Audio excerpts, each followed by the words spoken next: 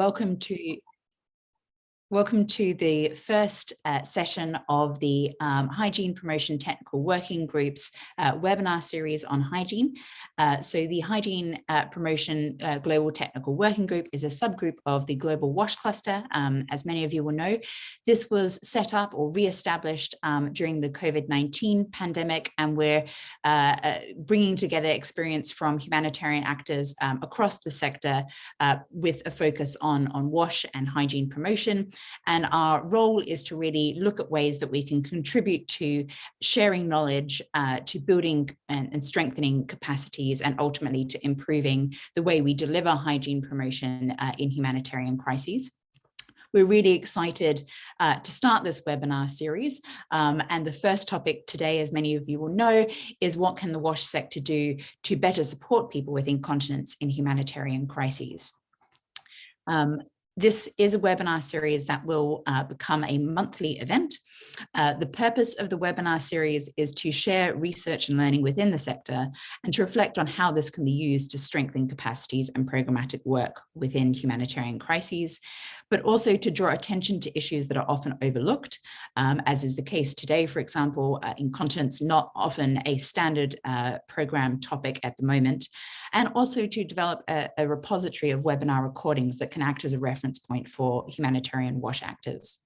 So just to give you a little bit of a teaser of what we have coming up, in April, we have a session on mental health and hygiene, looking at the associations between these things and how the two sectors can work more closely together and what WASH actors can do to bridge this gap. In May, we have a session on hygiene promotion for cholera control, summarizing new research and initiatives to improve practice. In June, we will focus on community engagement. What have we learned, and also how is it improving WASH programming in crises? And in July, we'll have a session focused on formative research for assessing the determinants of hygiene behavior. I should have probably said that my name is Sian White. I work with the London School of Hygiene and Tropical Medicine. Today we have an exciting lineup of speakers to help us understand what incontinence is and what new research is indicating about how we can improve our care and support for people with incontinence in humanitarian crises. So we're going to start today's session by having Sarah House present to us kind of an overview of incontinence and the things that we should be thinking about when we approach this topic. We're then going to hear from three speakers who've all been doing research with a range of partners to better understand aspects of incontinence in conflict-affected and in humanitarian crises. So the first speaker will be Michelle Farrington from Oxfam. Then we'll hear from Claire Rosato-Scott from Leeds University. And lastly, we're going to have a quick presentation from Samuel Adralolo from the Research and Grants Institute in Ghana. We're then going to open up for a discussion session. So right throughout this conversation, we encourage you to post comments in the chat or questions. And then when it comes to the end of the session, we will take those questions and put them to all of the speakers. So on that note, I will hand straight over to Sarah House.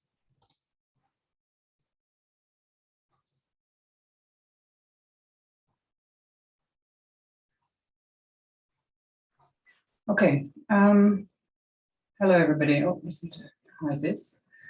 Okay, so good afternoon everybody. So I'm going to do the introduction to living with incontinence in humanitarian and low and middle income contexts. I'm going to be looking at what it is and why it's important in these contexts, looking at general principles for supporting people living with incontinence, and then just to reflect briefly on collaboration and resources already available on this subject. I am an engineer by background, and I've worked in the international global WASH sector for about 30 years. Okay, so incontinence, what is it and why is it important in humanitarian contexts? So incontinence basically involves the involuntary loss of urine or feces or both. We can't hold it in. It's a complex health, dignity, protection, social and livelihoods issue, and it can impact on many aspects of our lives and on the lives of our families and carers. It's not just a health issue. So there are different kinds of incontinence. So urinary incontinence, there is something called stress incontinence, where when you cough, laugh, sneeze, or on exercise, you release urine. And I've actually lived with this kind of incontinence since I was a child. There's urge incontinence, where a person has a sudden intense urge to pass urine and can't get to the toilet quick enough. And then there's overflow incontinence, where there's an inability to empty the bladder. So basically the new urine just pours out. And then you can have mixed incontinence, which is a mix of the three.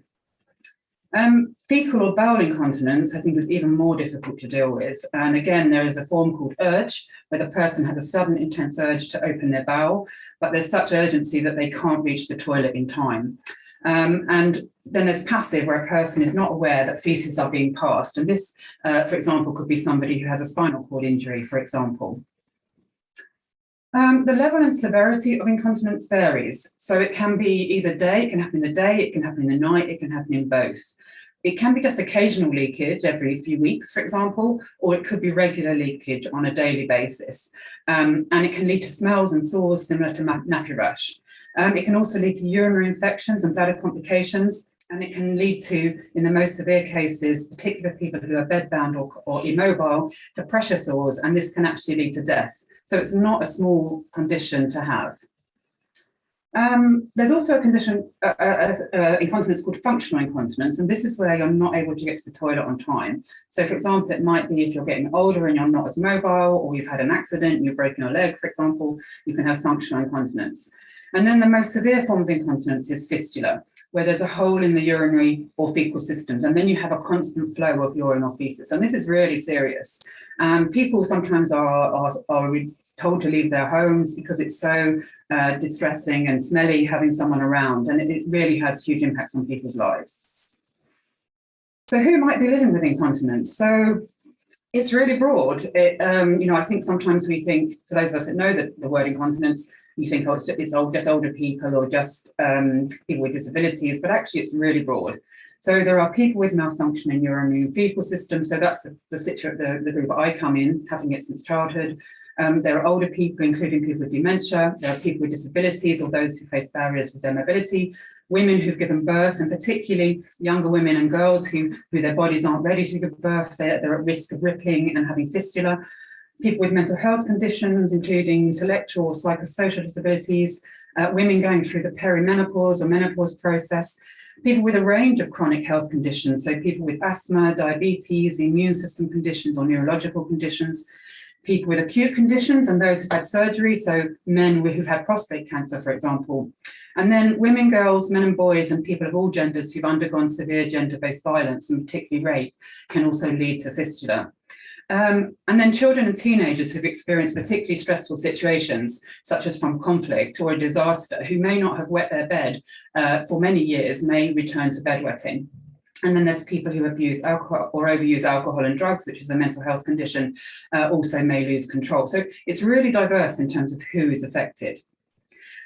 Data on prevalence is limited, particularly in low and middle income countries. And this is best estimates from a range of studies. So I think this is not just in low income countries, this is globally. So urinary incontinence decreases with age for children, so from 2 to 9% in 7 to 9-year-olds to 1 to 3% in 15 to 17-year-olds. And then between 25 to 45% of women have urinary incontinence. Between 1 to 39% of men have urinary incontinence. So in different studies, it's really quite diverse. And around 15% of adults have fecal incontinence. Now, these figures are quite really high, but do remember that incontinence varies. So it could just be occasional incontinence, it could be moderate, or it could be very severe incontinence. The Help Page did a study of 1,335 older people in 2018 in the Rohingya camps in Cox's Bazar in Bangladesh, and they found that 17% of older people interviewed said they had an incontinence problem, of which 77% said they were struggling and didn't know where to go to get support. And this is huge. And this is such a hidden issue, but it's huge. Now I want you to imagine, if you can, I'd like you to close your eyes and put your feet in the shoes of an older man who's living in a small shelter in a refugee camp. So imagine that you are them.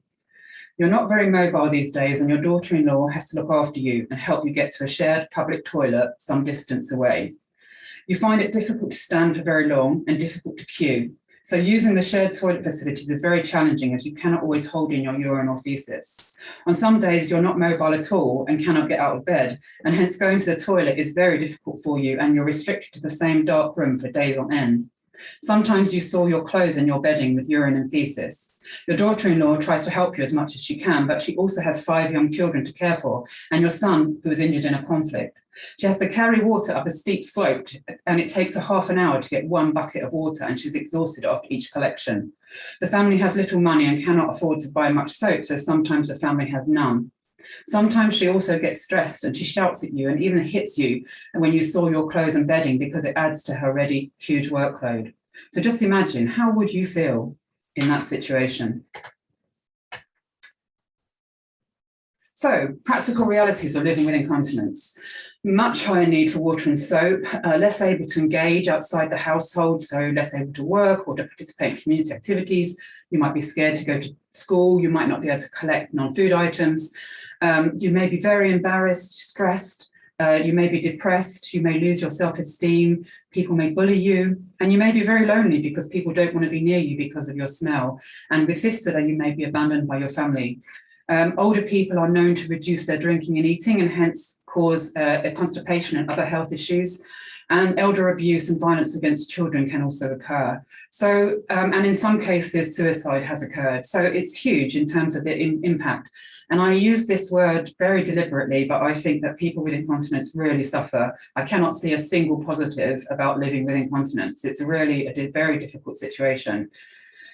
But there are challenges. There are challenges in identifying and engaging with people with incontinence. People often try to hide their incontinence because they're ashamed or embarrassed. They may not even feel comfortable talking with their family and friends about it.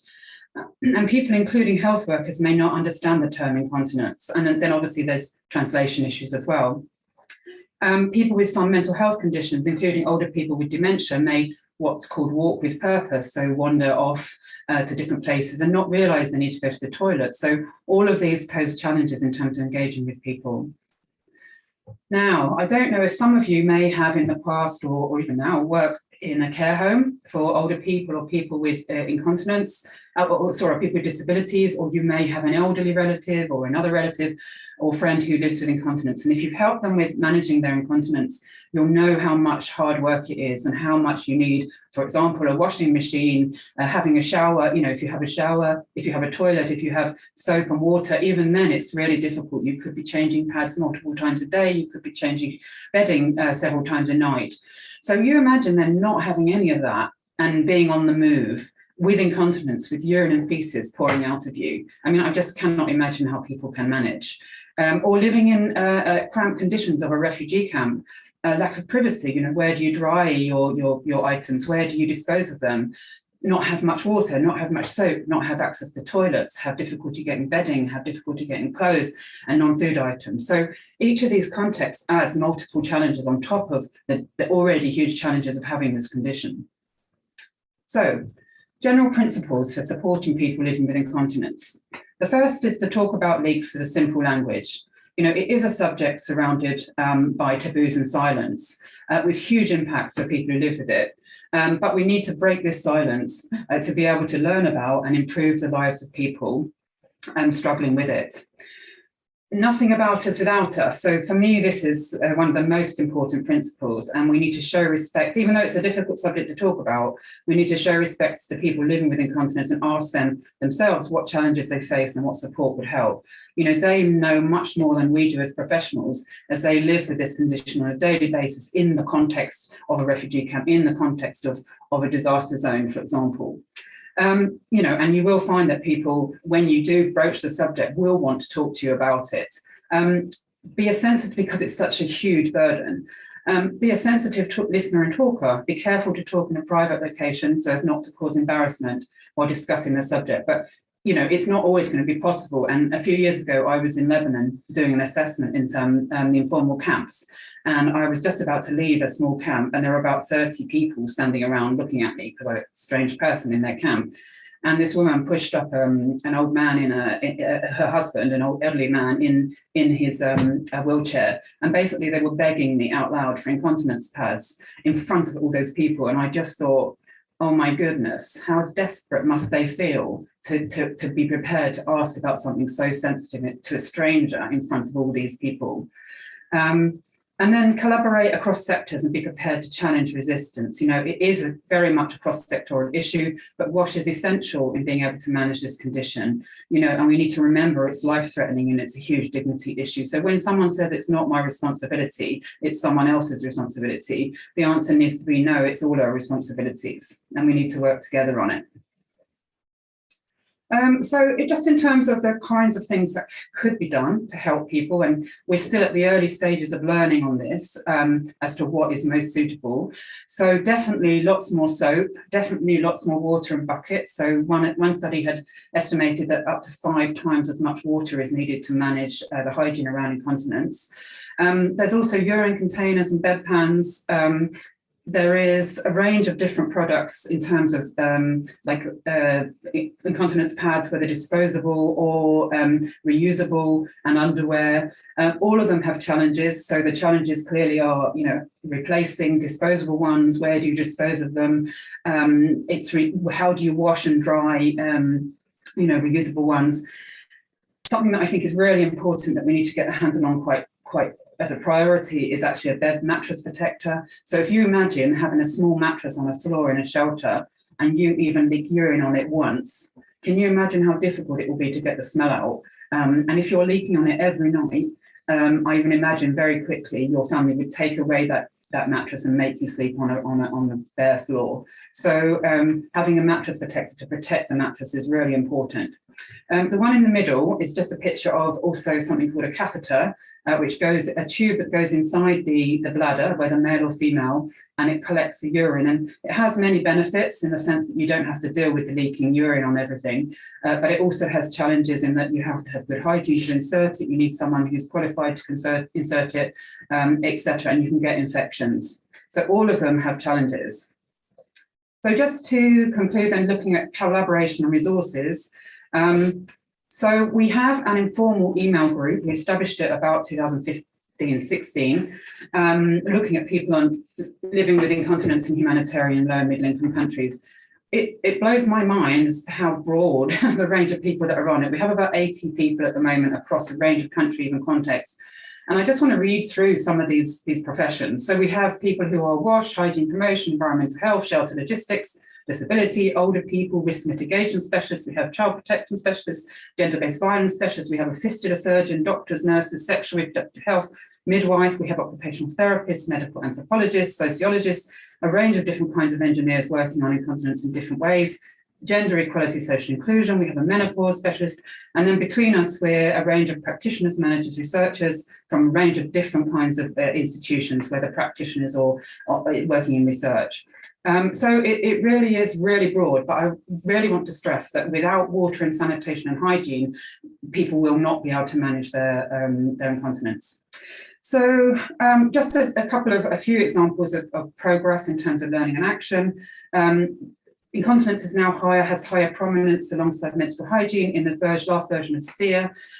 This is because menstrual hygiene and incontinence have a lot of similarities in the way that they're managed and the kind of support we can give, although managing moderate or severe incontinence is much more difficult than managing menstrual hygiene because the volumes are much more difficult, the smell is much more stronger, etc., etc.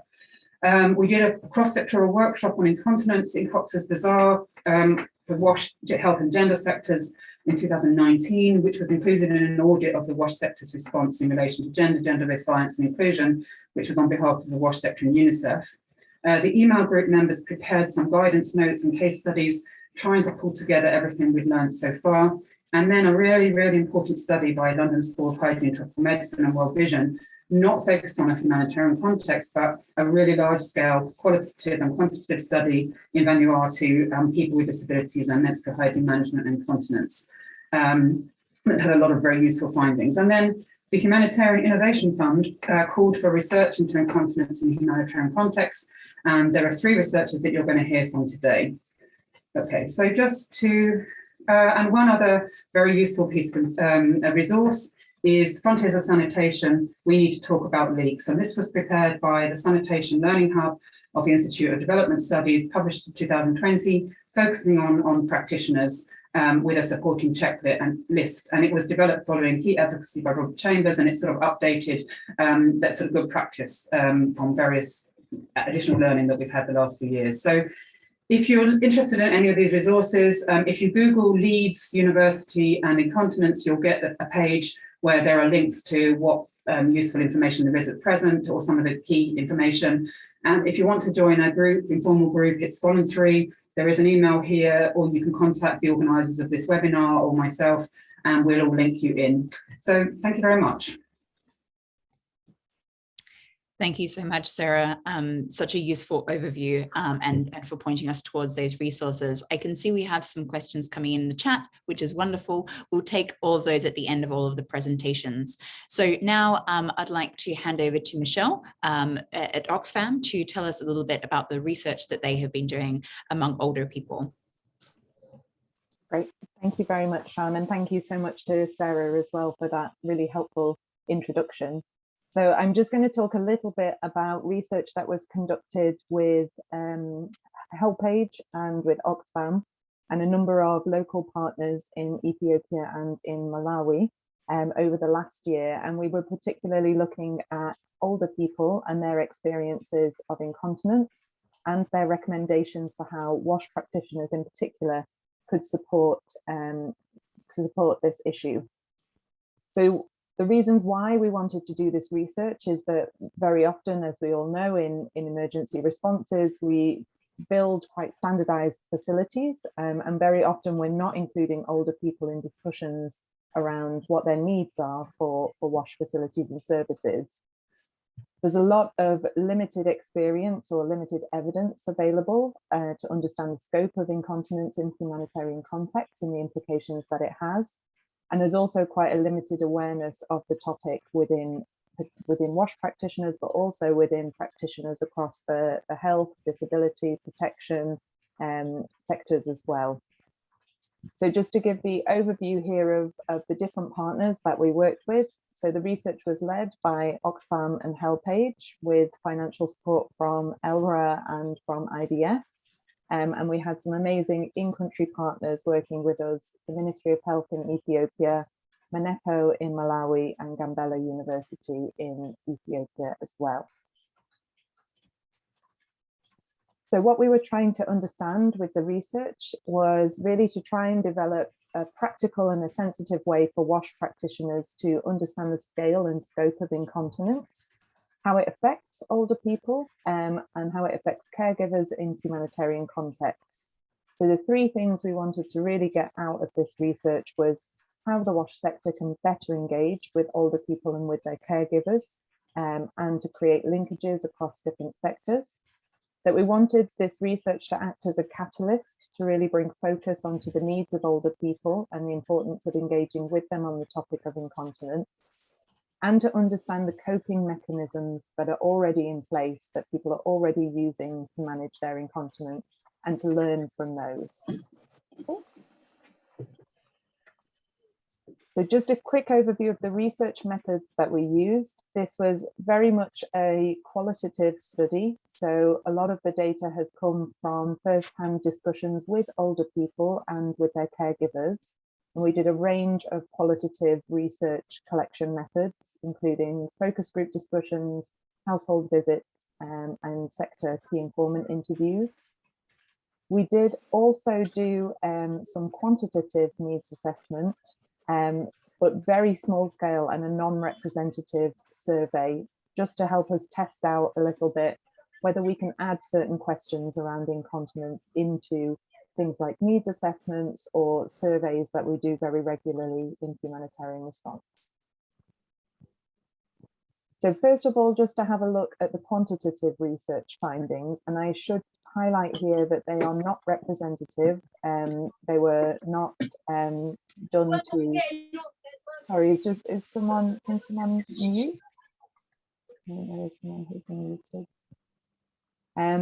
So it should say that this is not a representative sample. However, it was more to test out different questions that could be used to investigate incontinence. So when we directly asked the question in both Ethiopia and in Malawi, whether anybody had had incontinence within their household, or they knew of somebody within their household who had incontinence. We had around 34% of respondents say yes in Ethiopia and 17% in Malawi. So this was mainly around urinary incontinence, but we did have a few respondents also say fecal incontinence. And like I should say, the percentages seem quite high, but the sample size was quite small. Although we can imagine if you extrapolate that to a much bigger sample size, if the similar trends are there, then you are probably looking at quite a large proportion of older people who do have incontinence. And I should say this questionnaire was with people who are aged 50 plus. So we also asked respondents about the impact that incontinence had on their lives, and asked them to kind of quantify these into kind of key categories. And as you can see in both contexts, depression and embarrassment were kind of common themes that people raised as being an issue. That not eating as much and not drinking as much, as Sarah was saying, often came up as an issue as well. Having bad odor or having sores also came up, but also this idea of incontinence stopping older people socializing with others or leaving the house, which obviously in turn would impact on feelings of depression. We also asked in the quantitative survey around the support that might be needed to manage incontinence. In Ethiopia, you can see there's kind of much broader range of support that was requested, but having more hand washing facilities, having more water for cleaning, having more a bedpan or having a urine container, more soap, more water, were the most important things that were coming up in both contexts. So now just to touch on some of the qualitative research findings, and I will try and keep this brief, but honestly, we have so much data and so much feedback from older people and so many just distressing, but also kind of fantastic pieces of feedback for us to learn from. It has been very difficult to kind of narrow this down. But within the qualitative research, we were asking older people who they thought had incontinence, who are the other people that were suffering from this. And really people were saying, people knew that incontinence was a problem that affected both old and young alike. Lots of older people told us that their incontinence started as the result of an underlying illness. And they did say as well that sometimes if they're ill, then they will have incontinence, but when they get better, their incontinence will stop. So it can be an intermittent issue as well. Lots of older people just said it just happens as old age. They just seem to accept that it would be something that would naturally happen. But also many of them told us that their incontinence had started after a shock or a trauma of some kind.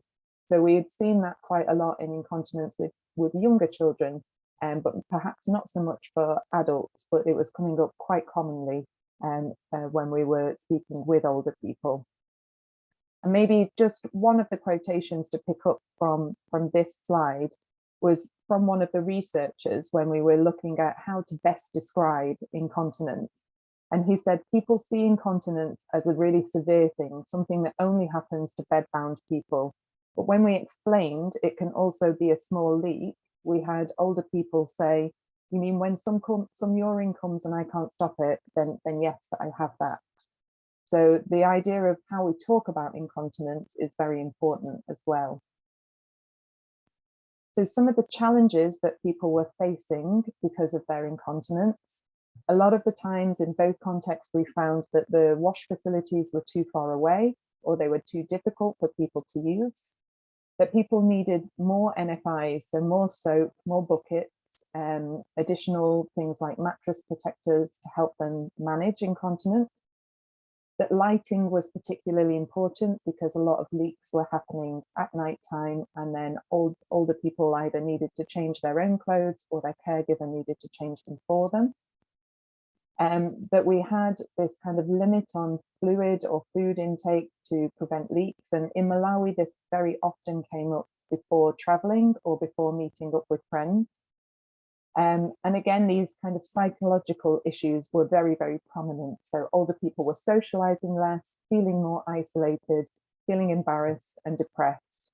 And particularly in Ethiopia, we found that suicidal thoughts amongst older people with incontinence were really prevalent. And it was really distressing to hear one participant say, "I'm wishing for death, but it's not coming. I punish myself by not eating to bring death quicker." And in focus group discussions, older people said, if no one is taking care of us, we just go by ourselves to the bush at night to die. So really quite traumatizing statements being said by older people. In terms of how they're managing their incontinence, lots of people are using homemade solutions. So jerry cans or buckets or even old bottles to be used as urine containers. And we can see some examples of these in the pictures. So this is a jerry can that has been cut in half to be used as a urinal and as a bedpan for an older lady with incontinence, which I think just kind of looks impossible to use when you have mobility issues. And then another example from Malawi of where a stool has been adapted to place a bucket underneath to be used as a commode. Lots of people were trying to do things like pile up blankets and cloths to be able to protect their mattresses. So like Sarah was saying, being able to clean a mattress takes a lot of time, to dry it out, has a bad smell.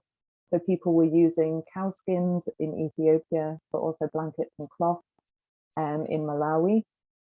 People were using old pieces of cloths as pads in their underwear, but most commonly we heard that people had no other option than to soil their clothes and then change them afterwards, which many people said, I only have 2 outfits.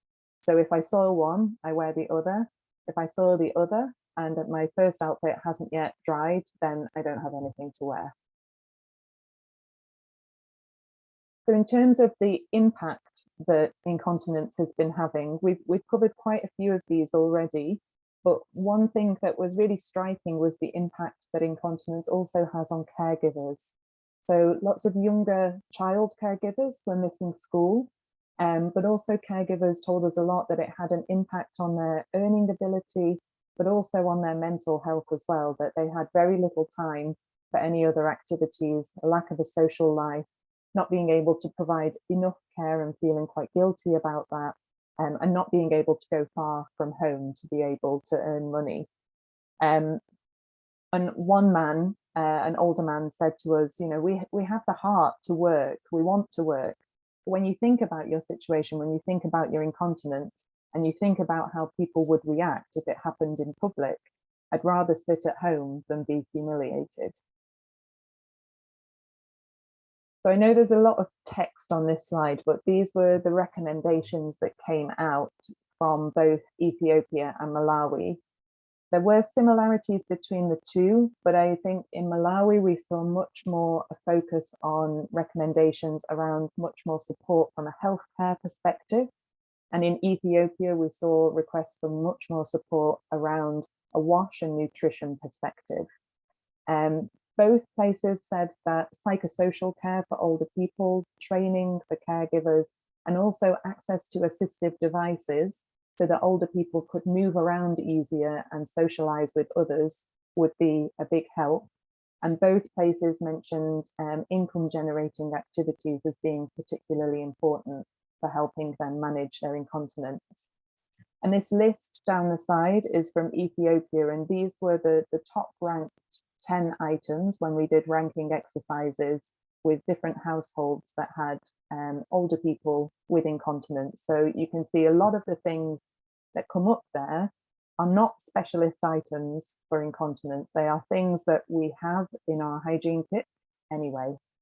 So providing more of these or making sure that those households have these items that are functional, I think is a huge kind of recommendation that we can take on board as WASH practitioners.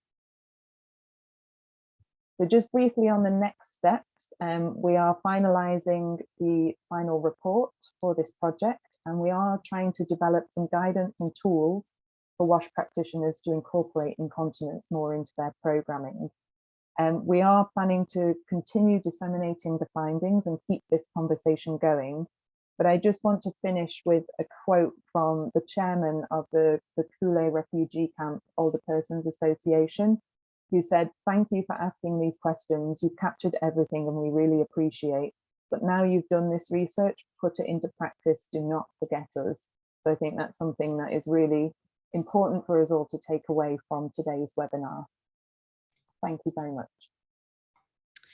Thank you so much, Michelle, for those really fascinating insights and quite distressing insights. Thank you also for all of those who've added questions in the chat. I'm keeping a record of those and we'll come back to them. I'd like to now hand over to Claire to take us through some of their work focused more on children.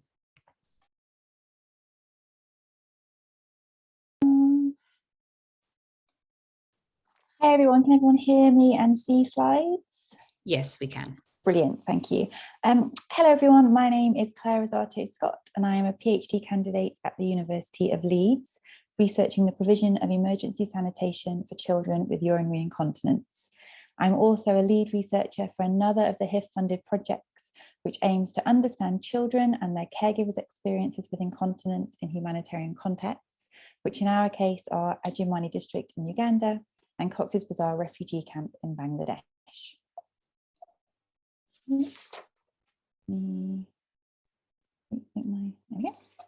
I'm here today representing a very large research team. We have members from the Universities of Leeds and York in the United Kingdom, the University of Western Australia, Plan International UK, Plan International Uganda, the Uganda Christian University, World Vision Bangladesh and UNICEF Bangladesh.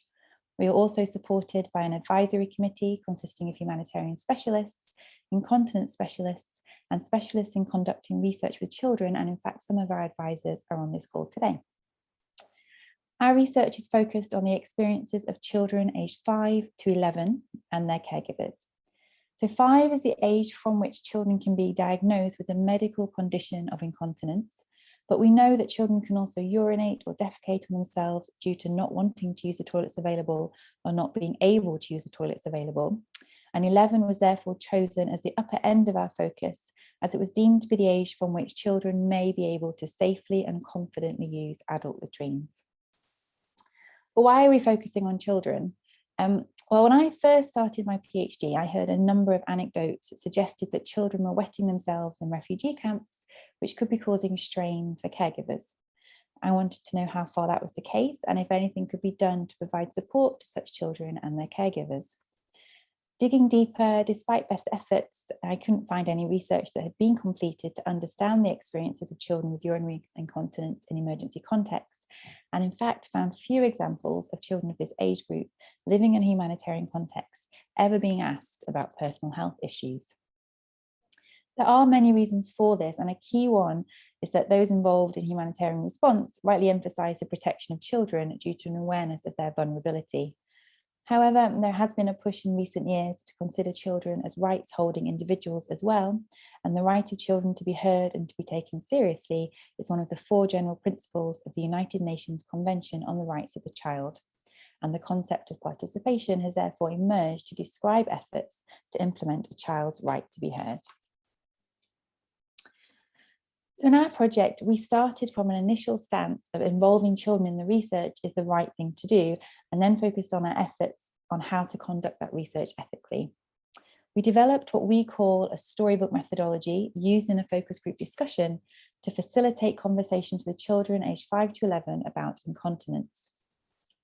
The basic premise is that the children co-create an imaginary hero and then explore the hero's feelings by drawing how they would feel when they wet themselves, for example, at night or at school, and also by drawing how caregivers and key members of the community, such as teachers, react. And the key to this approach is that we're not asking children to share their own personal experiences for obvious reasons, that we don't want to put them at risk of being identified as a child that wets themselves when the repercussions of doing so could be negative. In addition to focus group discussions, we also conducted interviews with caregivers and key informants. The research was completed in Cox's Bazar at the end of last year. These are a few of the images of the drawings that the children did. and it has just been completed in Ajamani district.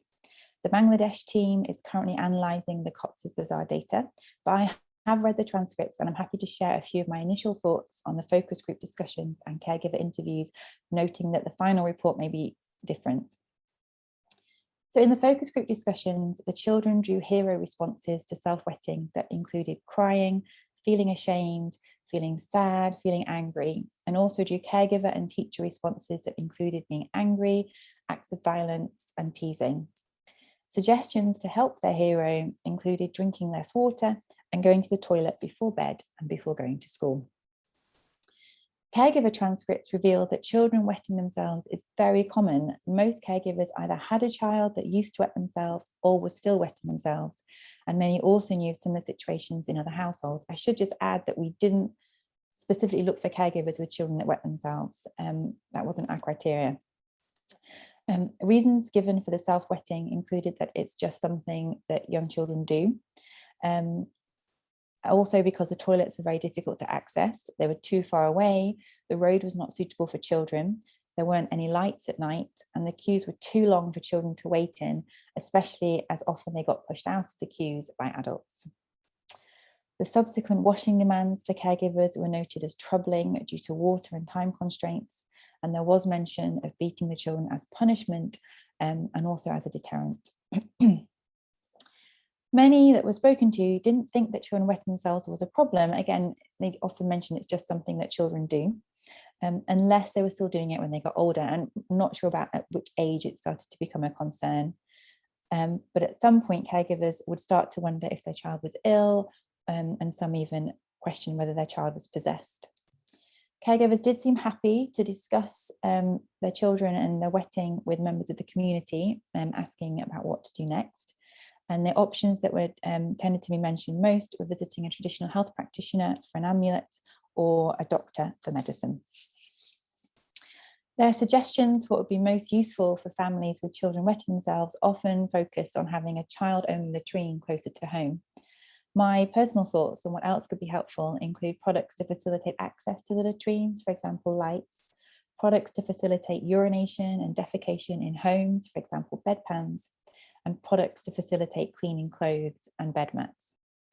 But like I mentioned, these are only my initial thoughts, and I strongly advise that you wait for the full analysis, which is currently underway. Thank you.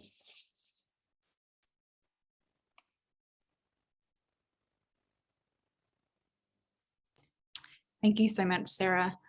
And we look forward to seeing the full results soon, hopefully. Before we go to the questions, I want to also introduce Samuel from the Research and Grant Institute in Ghana. They've been doing some work on incontinence among people with fistula. Samuel's had an incredibly busy week and hasn't had a chance to prepare a full presentation for us, but is going to give us a quick summary of the work that they've been doing and some preliminary insights on their findings. So over to you, Samuel. Right, thank you very much. Whilst I was here, I was trying to see if I can put some slides together, and I think I did something. Can I share that?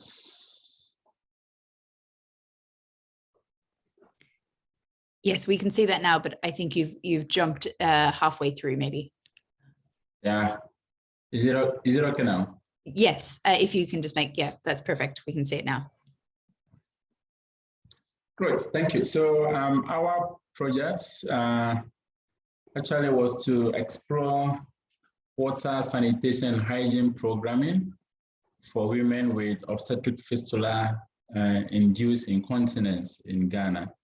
It's a partnership project with Fistula Foundation of Ghana and coalition of NGOs into water and sanitation with funding from ERA. So we met with some of the team members in the Netherlands some time ago as part of the kickoff workshop for the project. So just as Sarah did introduce from the beginning, yes, obstetric fistula is a birth-related injury that could result in incontinence. And incontinence we know to be involuntary discharge of feces or urine through the vagina. And of course, it is accompanied with urine or fecal odor.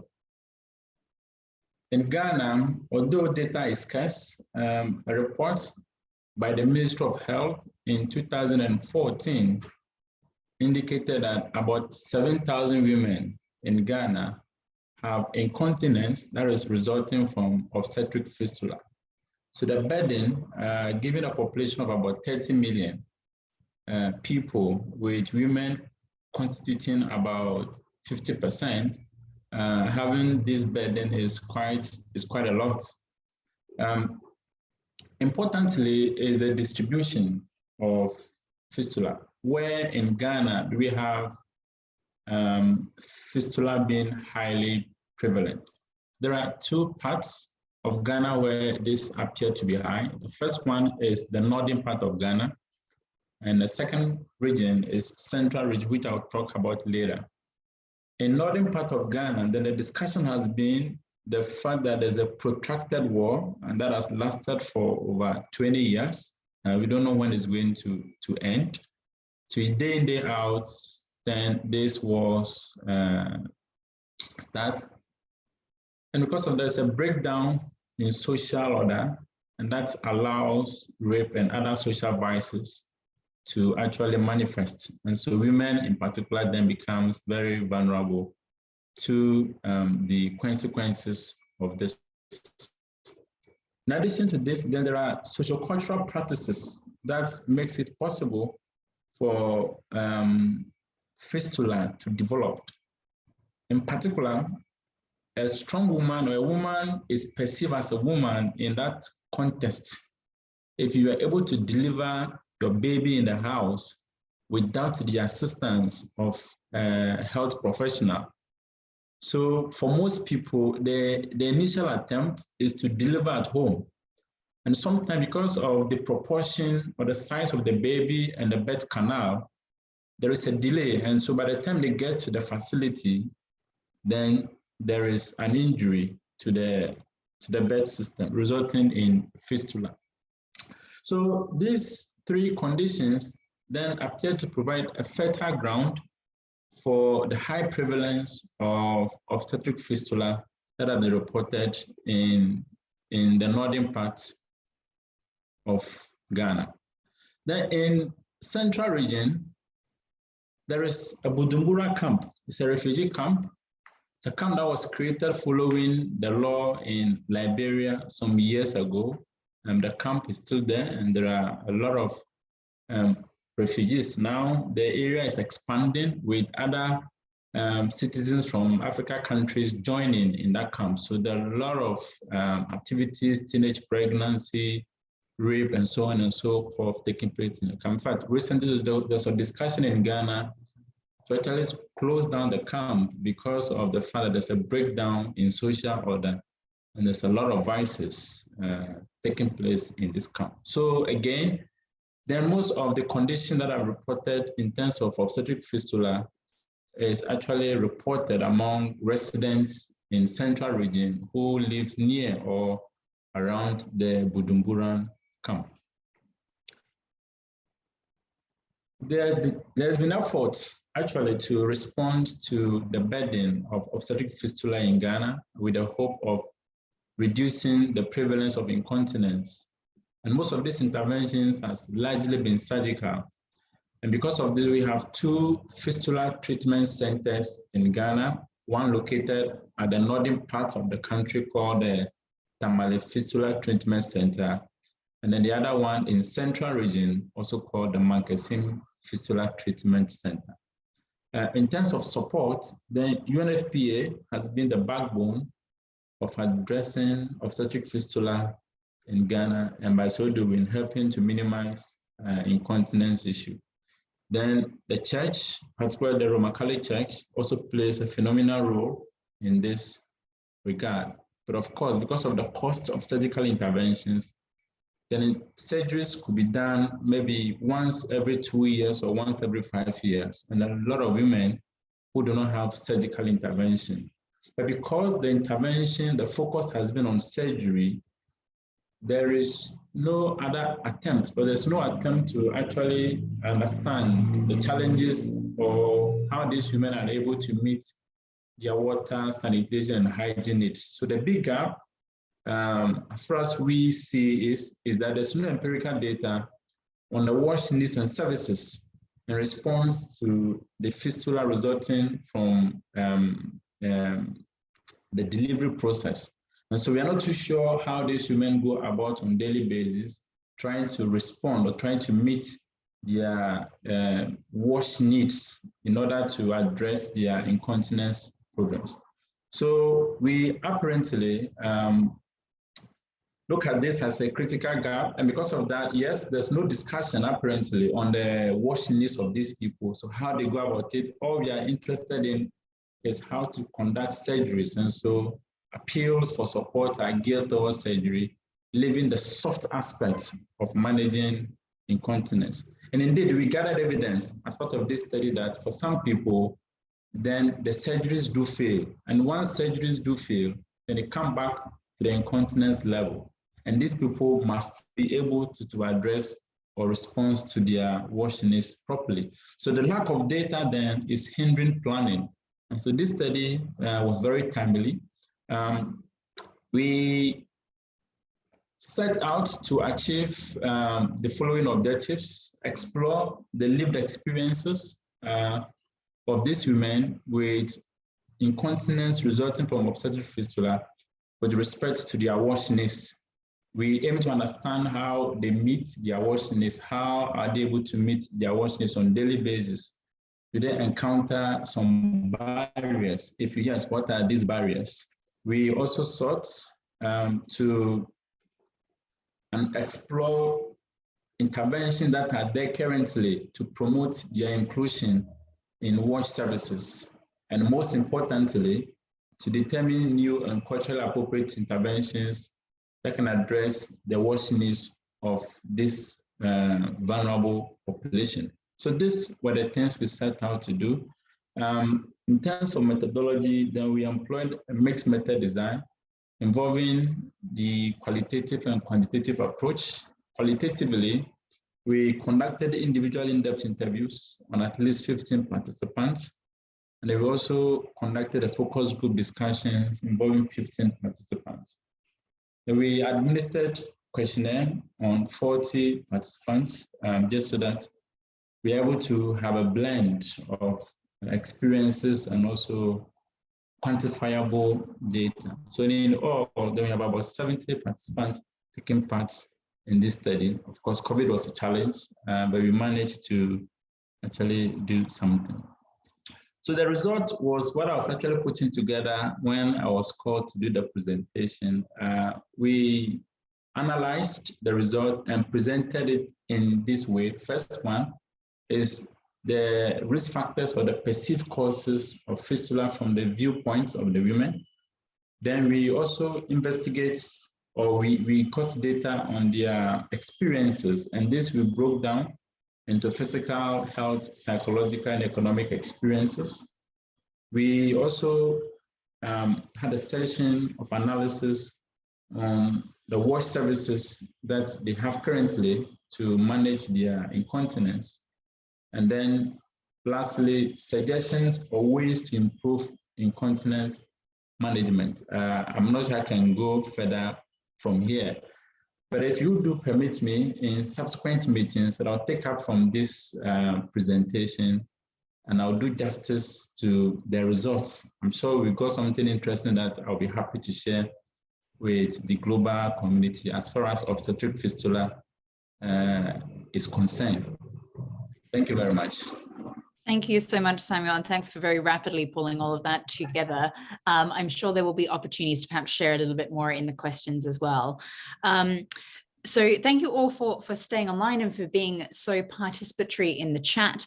I am aware that we are coming up to the hour. Our session is scheduled to go a little bit longer to allow time for questions. However, I'm mindful that with the Ukraine situation, I know some people will have to drop off at the hour. So we understand if that's the case, we'll make this recording available. We've got a lot of questions which have come in, which is fabulous. And please do continue to add those. I'm going to group some of those together because I know some of our speakers have been able to respond one-on-one to some of the points in the chat. So maybe, Sarah, if I put the first question to you, we've had several questions come up, I think in response to your data about the scale of incontinence. A lot of people were wondering more about how do you assess incontinence, how do you undertake prevalence surveys, and what kind of tools are there out there available for people. So if you could just give a quick summary of that, that would be great. I can say something little, but I think actually Claire would probably be better answering this because she did the research into the data. I would just say that from my perspective, I think it is very challenging. And in terms of the, as you said, whether it's one incident, so it's a moderate, a mild, or less severe, or it's moderate or more severe, obviously makes a significant impact on the data. But I haven't been involved myself in prevalence surveys. So I don't know that Claire would like to add something to that from her studies on the data. Yeah, sure. I added a little bit in the chat as well, just explaining a bit more detail as to why it's so difficult to find a number for prevalence. It's really hard to find a baseline prevalence number for any type of incontinence across any age group, no matter how you narrow it down, because there's so many different approaches. One thing I would maybe emphasize that's come up in my research, we looked at a prevalence study in Ethiopia. What we actually found was, even with the best questionnaire in the world, the stigma and taboo around this condition may mean that that admitting that there is incontinence, either self or family member, may not actually be made anyway, even if you are asking the right questions. And I think what we found was the better focus was just what do you need, and not to worry about what, where they were classed in terms of level and severity of incontinence. And I don't know if that's a fair thing to say about the work that's been done elsewhere, but I think getting hung up on trying to find out a prevalence number, which I spent 2 years of my PhD trying to do, I think the focus should mainly be on those people self-identifying as needing support for having incontinence, however they may choose to define it. Yeah, thank you, Claire. And I know even from some of my own work, the willingness of people to talk about this topic can often depend a lot on their circumstances, on their age, perhaps what they consider to be normal and what the cultural taboos are, and all of these other factors. We've had also some questions in the chat about the Washington group criteria. I'm not sure that everyone on the call might know what these are. So I don't know, perhaps Sarah or Claire, would you be up for giving us a quick summary of what the Washington group criteria are, and how they might align with understanding incontinence? Or I think Brian has suggested that maybe they need some modification to adequately capture issues around incontinence. Claire, do you want to do it, or do you want me to do it? No, I think you might be best placed with this one, Sarah. Okay, so the Washington group questions, and I'm not a disability specialist, I have to admit that, are a simple way that's been agreed sort of globally to ask questions about challenges that people with different kinds of disabilities may have. The most commonly used one is the short set of questions, which asks things like, do you have difficulty seeing when you're, or do you have difficulty hearing? And then there's a grading in terms of how much difficulty. So Brian's question, there is a longer set as well, but I have to admit that I've not looked into that longer set. It's normally the shorter set. One of the questions is, do you have problems with self-care, which I guess could be useful in to some degree for some people with incontinence. But I think Brian's suggestion, should we have a question on, I don't remember the actual wording, but on actually relating to incontinence, do you leak urine and feces? which I responded, yes, I do think that would be really helpful, considering how difficult the Washington questions also, city group questions are try and get people to focus on the problems and challenges rather than saying, yes, I have a disability, because some people won't admit or don't want to say that they have it or don't realize they have a disability, but they do have problems. So somebody, I think just in terms of what was said in the comments is, I think it would be really useful to have that, because it is such a hidden issue, but still such a huge issue for people. That someone else, then there's been a bit of a discussion on whether it's actually not a disability issue, it's a health issue.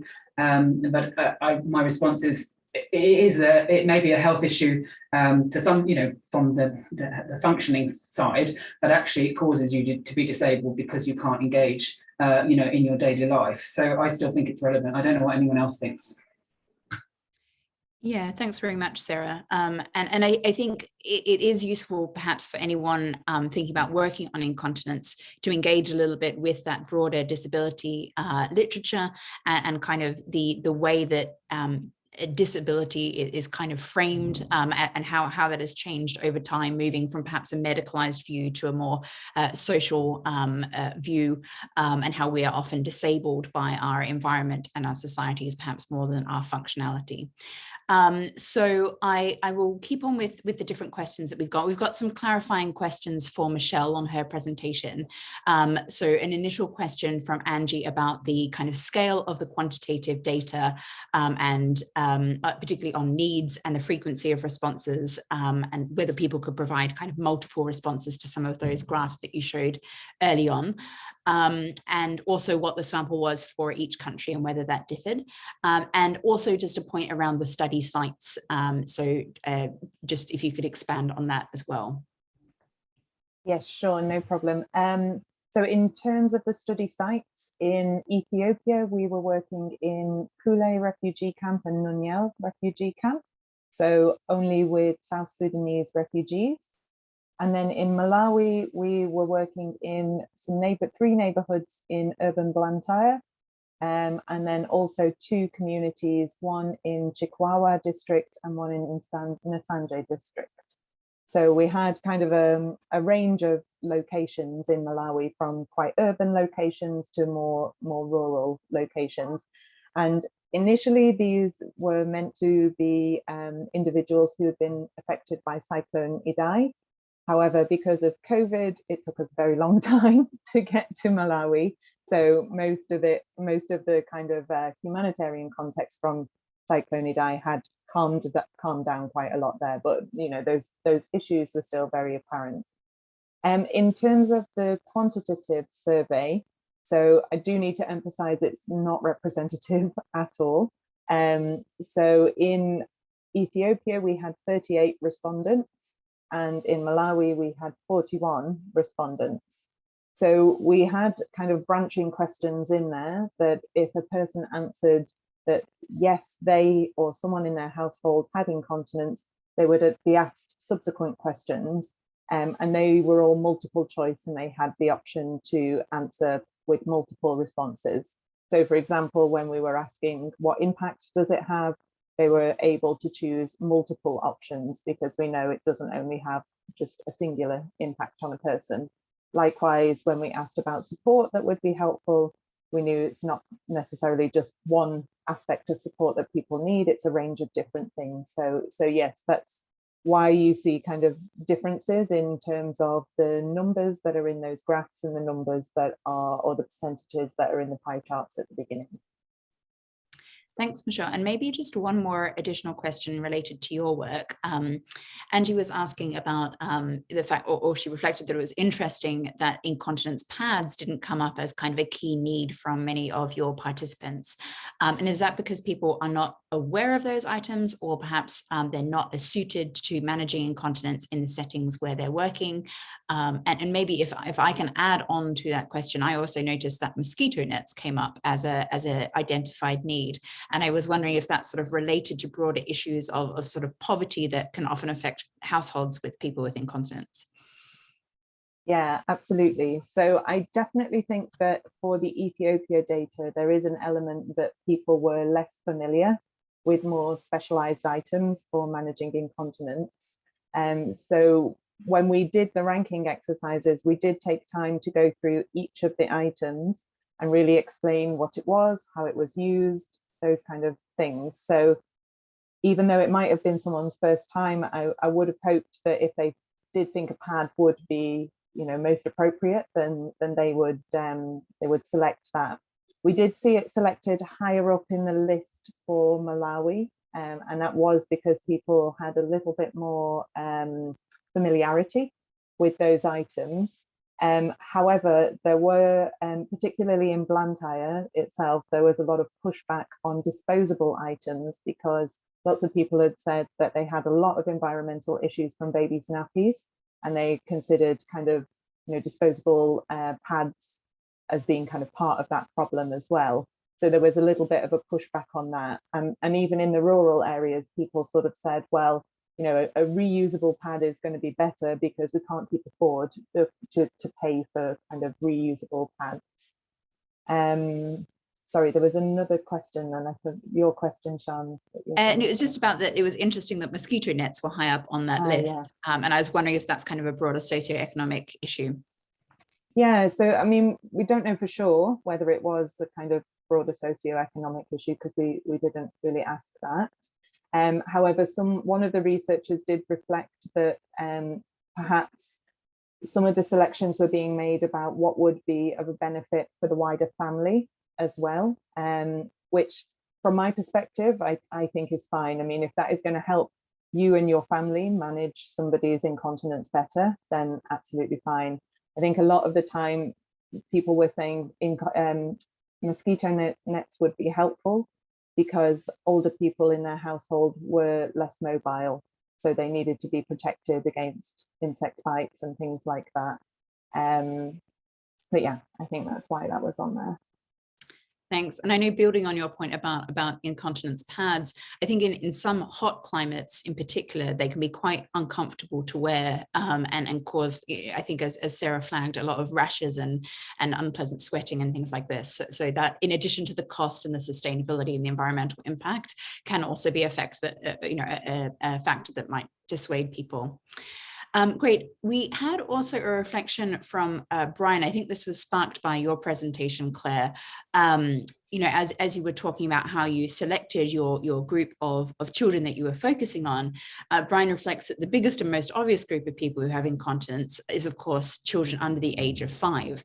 And many of the kind of wash-related interventions that we might think of for children under 5 are actually similar in some ways to how we might think about managing it for over 5. So are there perhaps things that we could learn from our management of perhaps infant and child feces and urine? Yeah, absolutely. I think obviously the size issues when it comes to babies versus 5 years plus, but in terms of the washing requirements and mats and bedding, absolutely. The key difference for me, and I was thinking, I thought that was a great question. I think the main difference is that expectation of continence from a certain age, which is medically it's 5, but of course it will be different in each culture.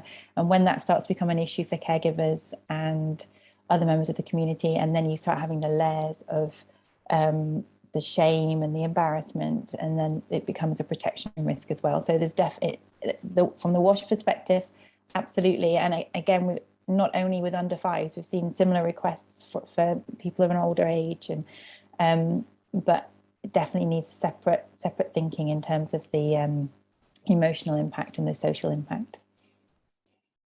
Thanks very much, Claire.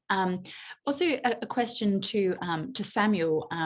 Someone was asking just how did you find, or what process did you use to actually get people to speak openly to you about fistula, and was that an easy process? Right, thank you. So, well, first, it wasn't easy getting people to talk about this because it's highly stigmatized. And of course, several of them have suffered a lot of rejections, divorce from their families, and so on and so forth. But in our context, we are fortunate to have nurses located in some major hospitals who happens to know some of these people. So sampling then was more of snowballing. So once the nurse referred us to one person, then to that person, we got more people. Surprisingly, and to our advantage, they seem to know each other. So they are kind of, and they give such a support to each other that it was easier for us to actually connect with that.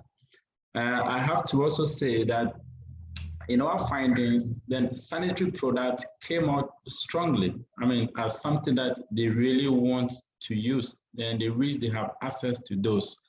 In the absence of this sanitary product, these women were very creative.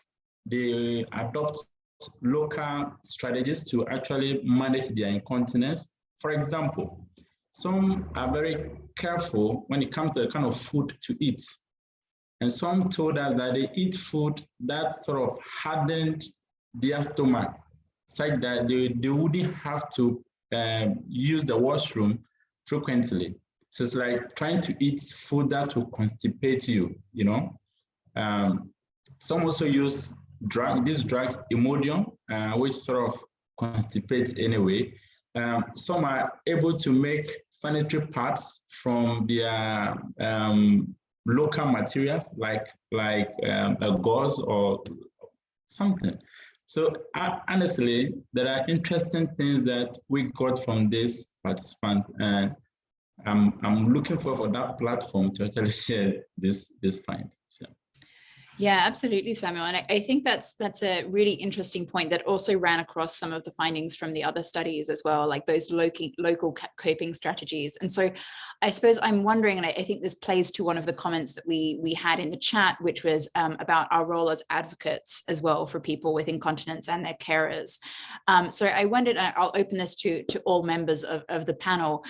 What do you feel that sort of people in the WASH sector, humanitarians working on these topics and in settings of crises, what can they do to advocate perhaps to others in the sector, but also perhaps to advocate to governments and to kind of create sustainable change for supporting people with incontinence?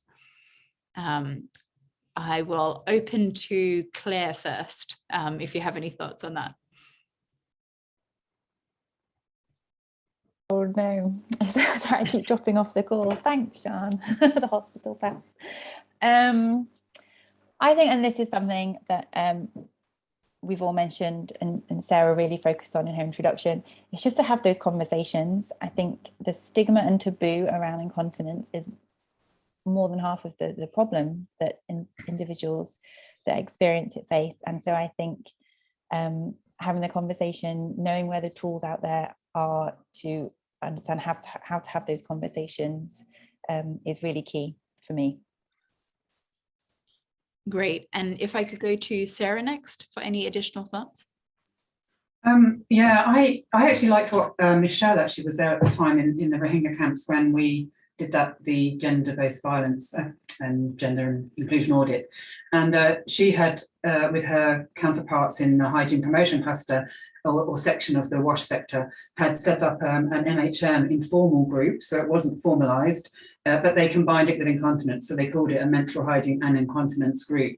And I don't know whether it had any traction after Michelle left, but in terms of the fact that we've managed to get it aligned with menstrual hygiene in sphere, because it has so many similarities, I think that is definitely one way to go forward. But I can still see there's so many holes in the menstrual hygiene responses. So imagining that this is going to happen very quickly, I don't know. But I think it is going to take, like for menstrual hygiene, there are now many champions trying to push it forward, mainly because there's a lot of women who work in the sector. But there are less people who work in the sector who actually have incontinence. So it's going to take people taking this as a champion and actually not letting go and not listening to people when they say we can't talk about it and it's not important, and and actually to help that snowball, as Samuel said, the snowball happening.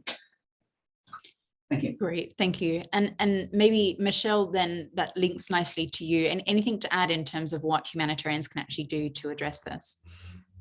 I think kind of building on from what Sarah was saying, I think the cluster really has a really important role to play, particularly in kind of linking between agencies. Because as we know, and as kind of has come up in the chat, it's not solely a WASH issue. incontinence. So there does need to be that coordination with healthcare actors, with protection, with nutrition, etc. So we really need to kind of look at a bit more of a comprehensive way, but kind of, you know, might fall into the same issues as MHM in that, you know, no one kind of takes responsibility for driving it forward. But I think you know, we do need to kind of follow the MHM example and really make sure that WASH is kind of bringing forward this issue to talk with others about. Great, thank you. And Samuel, anything to add from your research or insights about how we can contribute to changing things within the sector? Yeah, so first, I think a systemic response and change is extremely important. Yesterday at the dissemination workshop, it is so surprising that the gender ministry, the ministry that is supposed to be that advocates for women and children issues, has no idea about even the prevalence and the challenges that women with incontinence actually experience. And in fact, some of the women also said that when they have the issue and they visit some hospitals, they have no idea what to do and what the issue is. So it looks then like a whole system change is necessary, not only to create awareness even among the health professionals, but also policymakers need to know. So in fact, yesterday, the engagement was that there should be a national platform that could even lead to establishing a national incontinence fund to be able to support people of different background who have issues with incontinence. So I'm sure things like that will certainly begin the change that we expect in the humanitarian setting. Thank you. Great. Yeah, I think it's really important for us to consider how we can improve practice as humanitarians in perhaps shorter term response programming, but also thinking about how we can contribute to those sort of system strengthening issues and support governments to address this issue. I definitely think both prongs are needed. One thing that we haven't talked about today, but which may come up as common as you go out and try and incorporate this in your own work, is that in many languages, there is no word for incontinence. So this came up in the findings from the Vanuatu study. It's also come up in research of mine in Pakistan. So, you know, even opening up those conversations can be challenging, and finding ways, as Sarah and I think Michelle highlighted, of describing what incontinence is can be a challenge. So I think that there are lots of interesting reflections in the chat. So thank you all for participating so fully. I hope you kind of go out and start talking about leaks. Please do go to those references that were shared in the chat and on the slides. Please do follow up if you're interested in joining the incontinence interest group. And we hope to see you back at some of these webinars in the subsequent months to continue the learning and sharing. Thanks so much to all of our speakers and to all of you for joining. Bye. Thanks, everyone. Thank you. Right, thank you. We keep the conversation going. Thank you very much, everyone, for your interest in participating in this this session. It's really appreciated.